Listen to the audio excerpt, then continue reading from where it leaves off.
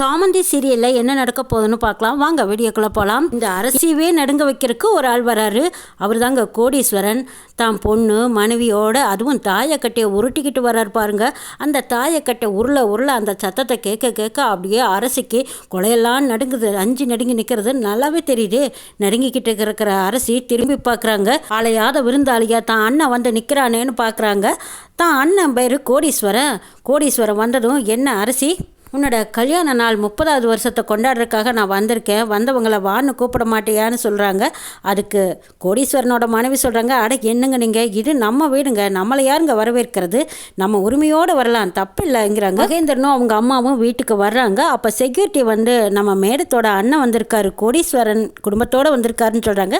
இவனுக்கார அழைப்பு கொடுத்ததுன்னு அம்மா கேட்குறாங்க. அம்மா இவனுக்கெல்லாம் அழைப்பு கொடுக்க வேண்டியதில்லை, அரசியும் சொல்லியிருக்க மாட்டா, திறந்த வீட்டுக்குள்ளே ஏதோ நுழையுன்னு சொல்லுவாங்களே அந்த மாதிரி இவன் நுழைஞ்சிருக்கான்னு சொல்லும்போது அப்போ இப்போ என்னப்பா பண்ணுறதுன்னு அம்மா கேட்குறாங்க. வாங்கம்மா என்னதான் நடக்குதுன்னு பார்க்கலாம் வாங்கன்னு சொல்லி மகேந்திரன் அவங்க அம்மாவும் வேண்டா விருப்பா அங்கே வந்து கோடீஸ்வரனை பார்க்குறாங்க. எப்படி இருக்கீங்க மச்சான்னு கோடீஸ்வரன் கேட்குறாங்க. பேச விருப்பம் இல்லாமல் போகிறாங்க. திரும்ப மகேந்திரனோட அம்மா கிட்டையும் வாய் விட்டு பார்க்குறாங்க. அந்த அம்மாவும் எதிர்மா பதில் சொல்லிட்டு இருக்கிறத கேட்டுட்டு சரி பரவாயில்ல விடுங்க, நம்ம மேலே இருக்கிற பாசத்தில் தான் அவங்க இப்படி பதில் சொல்கிறாங்க. தீக்ஷா நீ தப்பாக நினச்சிக்காத, பாட்டி எப்போவுமே என் கூடயும் அப்பா கூடயும் இப்படி தான் அவங்க விளையாட்டாக பேசுவாங்கன்னு மகக்கிட்ட சொல்கிறாங்க. பார்த்துட்டு திருந்தாத ஜென்மங்க, மானங்கிட்ட ஜென்மங்கன்னு சொல்லி திட்டுறாங்க. கோடீஸ்வரன் அரசி கிட்ட சொல்கிறாங்க, இதை பாரு அரசி, நீ 30வது வருஷ கல்யாண நாளை கொண்டாட போகிற, கேக்கு வெட்டி கொண்டாட போகிற, அதுக்கு நான் சிறப்பான பரிசு கொடுக்கணுமில்ல. நம்ம பழைய வீட்டை சுத்தம் பண்ணும்போது ஒரு ஃபோட்டோ கிடச்சிது, சரி அது ஞாபகார்த்தமாக கொண்டு வரலாமேன்னு உனக்காக நான் கொண்டு வந்திருக்கேன்னு சொல்லி கோடீஸ்வரன் அந்த ஃபோட்டோவை எடுத்து காட்டுறாங்க.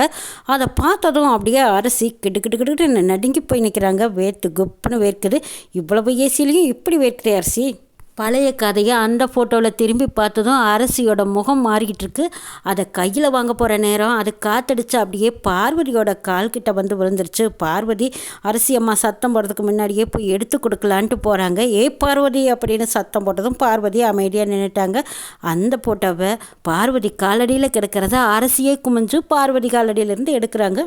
அப்படி எடுத்ததுமே பார்வதிக்கு ஒரு சந்தேகம் வருது. என்னது அந்த ஃபோட்டோவில் அப்படி என்னதான் இருக்குது, எப்போவுமே என்னை கூப்பிட்டு தான் எந்த வேலையும் செய்வாங்க, இன்றைக்கி என்ன என் காலடியில் இருக்கிற ஃபோட்டோவை பார்க்குறாங்க, அப்படி அந்த ஃபோட்டோவில் என்ன தான் இருக்குன்னு பார்வதி அம்மாவுக்கு அதை பார்க்கணுன்னு ஆர்வம். ஆனால் என்ன செய்கிறது, அரசிக்கிட்ட மிஞ்ச முடியுமா, பேசாமல் அமைதியாக நின்ட்டாங்க. என்ன அரசி ஃபோட்டோவை பார்த்ததும் பழசெல்லாம் மறந்துருக்க மாட்டேன்னு நினைக்கிறேன். இன்னொரு முக்கியமான விஷயம், உன்னோட கல்யாண நாள், அதுவும் நீ ஏன் பொண்ணு தீக்ஷாவை உன் வீட்டு மருமகன்னு எல்லாரும் முன்னாடியும் நீ அறிமுகப்படுத்தணும், சொல்லுவியா அப்படின்னு கேட்கும்போது அரசி வேறு வழியே இல்லாமல் சரி தீக்ஷாவை என் மருமகன் நான் எல்லாரும் முன்னாடியும் சொல்கிறேங்கிறாங்க. அப்படி வா, அதைத்தான் நான் எதிர்பார்த்தேன், என்ன செய்கிறது, கல்யாண வயசில் பொண்ணு இருக்காளே கிட்ட நினைவுபடுத்தாமல் விட முடியுமா அப்படின்னு சொல்லிட்டு இருக்கும்போது அங்கே பாட்டி நினைக்கிறாங்க, ஆமாம் அந்த ஃபோட்டோவில் அப்படி என்னதான் இருக்குன்னு தெரியலையே, இந்த ஃபோட்டோவை அவன் காட்டுறான், அவள் அதை பார்க்குறா, மிரண்டு போய் நிற்கிறா, என்னவா இருக்கும், சரி என்னமோ இருந்து தொலைட்டோன்னு நினச்சிட்டாங்க. இங்கே பார்த்தா ஆதவன் வந்ததும் மாமா எப்படி இருக்கீங்கன்னு கேட்குறாங்க. நான் நல்லா தான்ப்பா இருக்கேன், இங்கே நிற்கிறாளே தீக்ஷா, இவ தான் என்னோட பொண்ணு பாரு அப்படின்னு சொல்கிறாங்க. தீக்ஷா வந்ததும் மாமா நல்லா இருக்கீங்களா, உங்களை எனக்கு ரொம்ப ரொம்ப பிடிச்சிருக்குங்கிறாங்க. ஆதவன் எதுவும் பேசாமல் எனக்கு ஒரு முக்கியமான மீட்டிங் இருக்குது, நான் கிளம்புறேன்னு சொல்லிட்டு அங்கேருந்து கிளம்பிட்டாங்க. சாமந்தி பூங்கொத்து வச்சு அலங்காரம் பண்ணிட்டு இருக்காங்க. அப்போ மகேந்திரன் மாடியிலேருந்து வெகு வேகமாக வர்றாங்க. அவங்கள பார்த்ததும் அப்படியே வெச்ச கண்ணு வாங்காமல் பார்த்துட்டு இருக்கிறத பார்த்த மகேந்திரன் சட்டிலேயே இருக்கிறவரு இன்னைக்கு கோட் சூட்டு போட்டுக்கிட்டு வர்றாருன்னு பார்க்குறியாங்கிறாங்க. ஐயா அப்படியெல்லாம் இல்லை, இந்த கோட் சூட்டு உங்களுக்கு ரொம்ப நல்லா இருக்குது, கோட்டு சூட்டு போடுறதுக்குனே பிறந்தவர் மாதிரி நீங்கள் இருக்கீங்கன்னு சொல்கிறாங்க. இதை கேட்ட மகேந்திரன் தான் கோட்டு சூட்டு போட்டாலும் நம்மளுக்கு தோட்டம் தாம நிலையானதுன்னு சொல்லிட்டு அவங்க அங்கே தோட்ட வேலையை பார்க்க போயிட்டாங்க. சாமந்தி பார்வதி கிட்ட சொல்கிறாங்க, என்னத்தை இந்த வீட்டில் இருக்கிற எல்லாருமே புது ட்ரெஸ் போட்டாங்க, நீங்கள் மட்டும் இன்னும் இதே புடவை கட்டியிருக்கீங்க, அன்னைக்கு ஒரு புடவை எடுத்தீங்களா அதை கட்டுங்கிறாங்க. நமக்கு எதுக்குமா புது புடவையெல்லாம், போதும் இதுவே அப்படின்னு சொல்கிறாங்க பார்வதி. அட போங்கத்த, இந்த குடும்பத்துக்காக 24 மணி நேரமும் உழைச்சி கொட்டுறீங்க, நமக்குன்னு ஒரு நாளும் கிழமையில் ஒரு நல்ல துணி போடக்கூடாதா, அதெல்லாம் முடியாது, நீங்கள் போய் கட்டித்தான் ஆகணும்னு சாமந்தி கேட்டுக்கிறதுனால பார்வதியும் சரின்ட்டு போய் அந்த புடவையை எடுத்து கட்டுறாங்க. கண்ணாடியில் பார்த்து அட்ஜஸ்ட் பண்ணிவிட்டு வெளியில் வர்றாங்க. அங்கே மகேந்திரனும் வந்து பார்வதியை பார்க்குறாங்க. பார்த்துட்டு நல்லா இருக்குன்னு சொல்லிட்டு போகிறாங்க. அதை கேட்டு சிரிச்சிட்டு வராங்க பார்வதி. சாமந்தி பார்த்துட்டு அப்படியே ஆச்சரியப்படுறாங்க. அடடா அத்தை, இந்த புடவையில் நீங்கள் எவ்வளோ அழகாக இருக்கீங்க தெரியுமா, அப்படியே சீவன தலைக்கு மல்லிகைப்பூ வச்சு கழுத்தில் ஒரு சின்ன செயின் போட்டு நெத்தியில் ஒரு பெரிய பொட்டு வச்சு கை நிறைய வளையல் போட்டால் எவ்வளோ அழகாக இருப்பீங்க தெரியுமா, அந்த மாதிரி செஞ்சு பாருங்கங்கிறாங்க சாமந்தி. மனசில் வெறுமையை வச்சுக்கிட்டு நம்ம அலங்காரம் பண்ணி எதுக்காக போகுது, அப்படியெல்லாம் ஆசையே இல்லைங்கிறாங்க. அட போங்கத்தை, எப்போ பார்த்தாலும் நீங்களே தரக்குறைவாக நினச்சிக்கிறீங்க, நம்ம அழகாக இருக்கிறதும் அழகு படுத்திக்கிறதும் நம்மளோட விருப்பம், மற்றவங்களை பற்றியெல்லாம் யோசிக்க வேண்டியவே இது இல்லை.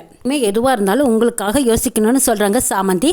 அப்போ ரோபோ வந்து மேடத்துக்கு ஜூஸ் வேணும்னு கேட்டுட்டு போகுது. நான் இப்போ ஜூஸ் கொண்டு கொடுக்கணும்னு சொல்லிட்டு இப்போ பார்வதி அம்மா ஜூஸ் எடுத்துக்கிட்டு போகிறாங்க. அங்கே அரசி ஃபோனில் பேசிகிட்டு இருக்காங்க. கண்ணாடியில் பார்வதியை பார்த்ததும் ஏ பார்வதி அப்படின்னு ஒரு சத்தம் போட்டு கையில் வச்சிருந்த ஜூஸை நம்மளை விட இவ அழகாக இருக்கா, அழகான புடவையாகவும் இருக்குது அப்படின்ட்டு உடனே அந்த ஜூஸ் எடுத்து பார்வதி புடவையில் கொட்டிட்டாங்க. அவங்க பொறாமத்தனத்தை நல்லாவே காட்டிட்டாங்க. அரசி, இந்த புடவையில் இவ அழகாக இருக்கா, என்னை விட இவ அழகாக இருக்கக்கூடாது, எல்லாரும் முன்னாடியும் இவ வந்து நின்னானா என்னோட ஸ்டேட்டஸ் என்ன ஆகிறது அப்படின்னு வரட்டு கௌரவத்தில் இந்த அரசி தன்னோட சுயரூபத்தை காட்டுறாங்க. பார்வதி பொறுமையாக போய் கட்டின புடவையை கலட்டி வச்சுட்டு கட்டியிருந்த புடவையை எடுத்து மாட்டி கட்டிக்கிட்டு வந்துட்டாங்க. அதை பார்த்ததும் சாமந்திக்கு பொக்குன்னு போச்சு. அத்தே, என்னது நல்ல புடவையை கட்டியிருந்தீங்களா, அது ஏன் கழட்டி வச்சுட்டு இந்த புடவையை கட்டிட்டு வந்தீங்க, ஏன் அத்தை என்ன ஆச்சுங்கிறாங்க. பார்வதி எதுவும் பேசாம முகம் சுருங்கி நிற்கிறாங்க. இதை பார்த்து சாமந்தி புரிஞ்சுக்கிட்டாங்க. அத்தை, அழகு படுத்திக்கிறதும் அலங்காரம் பண்ணிக்கிறதும் நம்மளோட விருப்பம்.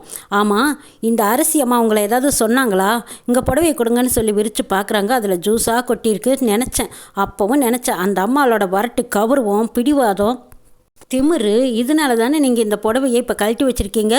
கொண்டு போன ஜூஸை உங்கள் புடவையில் ஊற்றி விட்டாங்களா, வேணும்னா தானே ஊற்றிருக்காங்க, தெரியாமல் ஒன்றும் பட்டிருக்கா சான்ஸ் இல்லை. அத்தை, உண்மையை சொல்லுங்கள், இது உங்களோட உரிமை. நல்ல துணி கட்டுறதுக்கும் கூட இவங்கக்கிட்ட என்ன பர்மிஷன் கேட்கணுமா?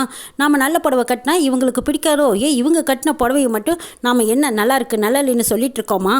இவங்கெல்லாம் ஒரு மனுஷ ஜென்மமா, இதெல்லாம் ஒரு மிருகம், இதையெல்லாம் இப்படியே விடக்கூடாதுன்னு சொல்லிட்டு சாமந்தி சரியான பாடம் கற்பிக்கணும்னு நினச்ச சாமந்தி அங்கே பக்கத்தில் இருந்த ஒரு பெயிண்ட் டப்பாவை எடுத்துக்கிட்டு போகிறாங்க. அரசி அவங்க வேற எங்கேயோ ஃபோனில் கண்டுங்கானாமல் பேசிகிட்டு இருக்கும்போது கரெக்டாக அவங்க முந்தானியில் படுற மாதிரி பெயிண்ட்டை ஊற்றி விட்டுட்டு அவங்க பாட்டுக்கு தெரியாமல் வந்துட்டாங்க.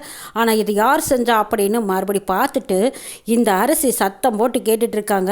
யார் செஞ்சாங்கன்னு யாருக்கு தெரியும், அப்படியே சத்தம் போட்டுட்டு இருக்கட்டும், அவங்களுக்கு அந்த டென்ஷன் தேவை தான் அப்படின்னு நினச்ச சாமந்தி எதுவும் கண்டுங்கானாமல் வந்துட்டாங்க. அரசி இது யார் செஞ்ச வேலை யார் செஞ்ச வேலைன்னு கத்தி கலாட்டா பண்ணிட்டு பழையபடி போய் வேறொரு புடவை, அதுவும் கட்டின புடவையை எடுத்து கட்டிட்டு வந்து நிற்கிறாங்க. ஈஸ்வரன் வந்து என்னம்மா என்னாச்சு அப்படின்னு கேட்கும்போது பழைய நிலைமையை விட இன்றைக்கி வந்திருக்கிற நிலைமையை புதுசாக சொல்ல முடியாதுல்ல, அது ஒன்றும் இல்லைண்ணே அப்படின்னு பணிஞ்சு போயிட்டாங்க.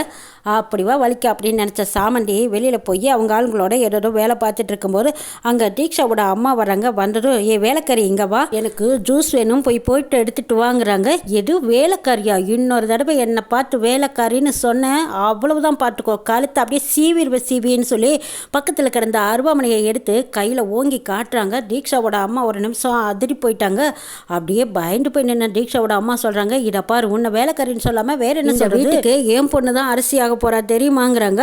அட அப்படியா, இங்கே அந்த பொண்ணை நான் பார்க்கலையே, நான் பார்க்கட்டுமா அப்படின்னு சொல்லிட்டு அரசி தீக்ஷாவை பார்க்குறாங்க. தீக்ஷாவோ கொஞ்சம் திமிரா போய்கிட்டு இருக்கிறத பார்த்த சாமந்தி, அடடா அரசிக்கு இப்படிப்பட்ட பொண்ணு தானே வேணும், அங்கே கிடக்கிறது எடுன்னா இங்கே கழுத்தை பிடிக்கணும், அப்படிப்பட்ட அரசிக்கு இப்படிப்பட்ட மருமக தேவைதான் அப்படின்னு நினச்சிட்டு இருக்காங்க சாமந்தி. அடுத்த வேலை சாப்பாட்டுக்கே வழி இல்லாமல் அண்ணன் கூட கஷ்டப்பட்டிருக்காங்க சாமந்தி. இவ்வளோ பெரிய வசதி வாய்ப்புகள் எல்லாம் எப்படி வந்தது, ஏமாற்றல வந்ததா இல்லை சரியான வல்லல அடிச்சு பிடுங்கி வந்ததா தெரியல. அரசி அடுக்கிறதுக்கு தான் ஒரு அரமனை செல்லக்கிளின்னு சொல்லிக்கிட்டு ரோஜா போய் பேசிக்கிட்டு ஆதவன் கூட அவரோட காதலியாக வந்து நிற்கிறாங்க. ஆதவனோ எங்கே தீக்ஷாவை நம்ம தலையில் கட்டி வச்சிருவாங்களோ, நம்ம அரச குடும்பத்தை சேர்ந்த இந்த ரோஜாவை கல்யாணம் பண்ணிக்கலான்னு அவங்க அம்மா கிட்ட எடுத்து சொல்கிறாங்க. அரசியும் அதை உண்மைன்னு நம்பிட்டு ஏன் மருமக வரப்போகிறா, என் மருமகனும் மகனும் வரப்போகிறாங்க, அவங்களுக்கு ஏற்கனவே கல்யாணம் பண்ணிட்டேன்னு அண்ணனை ஏமாற்ற பார்க்குறாங்க.